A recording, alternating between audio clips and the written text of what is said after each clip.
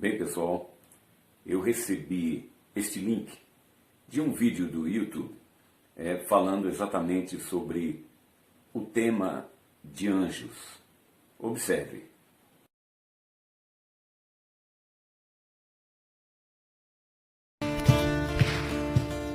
E agora, pastor? Observe. Tudo aconteceu em uma igreja evangélica em Kansas, nos Estados Unidos. Ao final do culto, o pastor daquela igreja, antes de ir para o seu escritório, passou por um grupo de 7 pessoas. E aquelas 7 pessoas cantavam.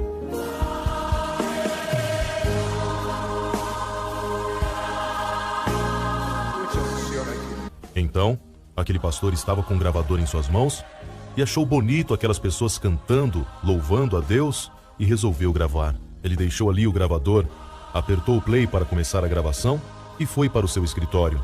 Na igreja não havia instrumentos, apenas aquelas 7 pessoas cantando sem acompanhamento instrumental. E ao chegar em sua casa, o pastor foi ouvir aquelas pessoas cantando. Foi quando ele percebeu que havia um coral cantando. Era um som diferente. Havia um piano, mas um piano com um som estrondoso. Um coral afinado a ponto de causar arrepios com milhares, se não milhões de vozes. Para não haver dúvidas, ele levou a fita para análise na Universidade Federal de Kansas City. E o computador analisou que as vozes não eram vozes humanas. Vamos ouvir o coral de anjos louvando a Deus com um canto universal.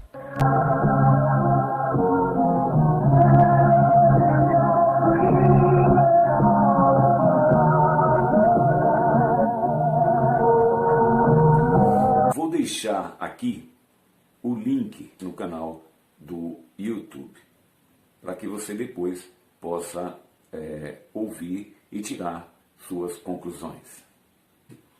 Então nós vemos que até no nascimento do Senhor Jesus estavam aqueles pastores e apareceu aquele anjo anunciando que o Filho de Deus havia nascido. E de repente se ajuntou uma quantidade de anjos incrível e eles começaram a entoar um cântico de louvor.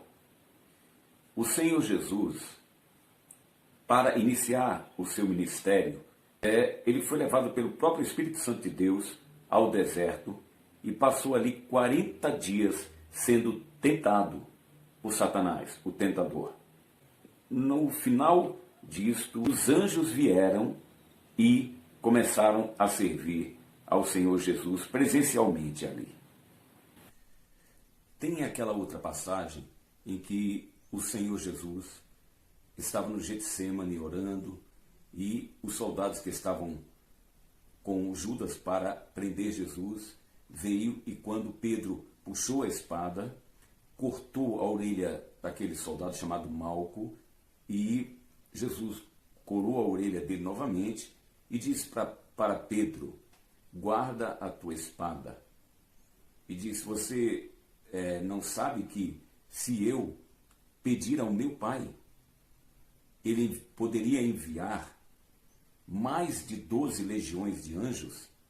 Uma legião romana é em torno de 6.000 soldados. Então nós estamos falando de 72.000 anjos que poderiam vir presencialmente livrar o Senhor Jesus Cristo. E após a ressurreição do Senhor Jesus Cristo, aconteceu um fato interessante. Eles tinham selado aquela sepultura onde estava o corpo do Senhor Jesus Cristo com uma grande pedra que ninguém podia remover, mas a Bíblia diz que veio um anjo do céu, removeu aquela pedra com um grande terremoto e o aspecto dele era como de um relâmpago. Então, Maria Madalena, ela teve acesso, ao sepulcro, mas ela não entrou. Foi chamar os discípulos, 2 deles vieram e ficaram também muito tristes e voltaram. Maria estava chorando muito ainda e baixou para ver de novo o sepulcro. Ela observou então que tinham 2 homens vestidos de branco, aonde estava assentado, onde jazera o Senhor Jesus. Eram 2 anjos, diz a palavra de Deus. Então, pessoal, poderíamos citar várias passagens do Novo Testamento da aparição de anjos. Mas eu quero deixar o registro de como Pedro, o apóstolo, que foi preso a mandado de Herodes, e Pedro estava preso, com algemas. Então, de repente, apareceu um anjo ali e tudo ficou claro, iluminado. As correntes que prendiam Pedro foram soltas, caíram, e o anjo o chamou rapidamente, e chegando numa porta de ferro, que já dava para a rua, ela abriu sozinha. E quando Pedro saiu, o anjo apartou-se dele, e aí ele percebeu que realmente tinha sido solto por aquele ser angelical. Lá na carta aos Hebreus, no capítulo 13, no versículo 2, o escritor aos Hebreus recomenda que nós pratiquemos a hospitalidade. E ele diz, porque alguns, sem o saberem, hospedaram anjos. E se você for olhar, não é, no grego koiné, o qual foi escrito no Novo Testamento, você vai ver a palavra exatamente angelos, que significa exatamente anjo, e não somente uma pessoa que foi enviada, e sim este ser sobrenatural. É importante que se diga, pessoal, e isso é de suma importância, que não devemos adorar anjos. Nós vemos uma passagem muito interessante, lá em Apocalipse, faço questão de ler, que está no capítulo 22 e no versículo 8. O apóstolo João, naquela visão, ele diz, eu, João, sou quem ouviu e anteviu todos esses acontecimentos. Quando os vi e ouvi, prostrei-me, escute, prostrei-me aos pés do anjo que os revelava a mim, a fim de adorá-lo. Então João prostrou diante daquela presença magnífica daquele anjo, não é? E prostrou para adorá-lo. Versículo 9. Entretanto, ele me admoestou, dizendo assim, olha, não faças isso. Eu sou conservo teu, dos teus irmãos, os profetas, e de todos os que guardam as palavras deste livro. E o anjo finaliza dizendo, adora, pois, a Deus.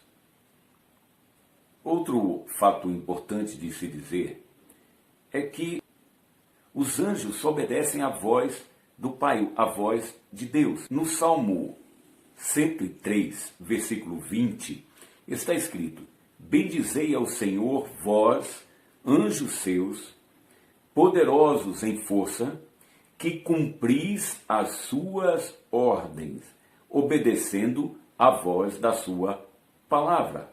Você pode orar em nome de Jesus a Deus e pedir que Ele envie os seus anjos em seu favor. Finalizando, não é, esta breve exposição sobre a presença dos anjos aqui na Terra, eu queria que você tivesse a certeza de que o Senhor, Ele tem cuidado de nós. E uma das formas do nosso Deus agir em nosso favor é enviando estes seres angelicais, não é? Para nos guardar, nos proteger, nos livrar, enviar a cura também através deles.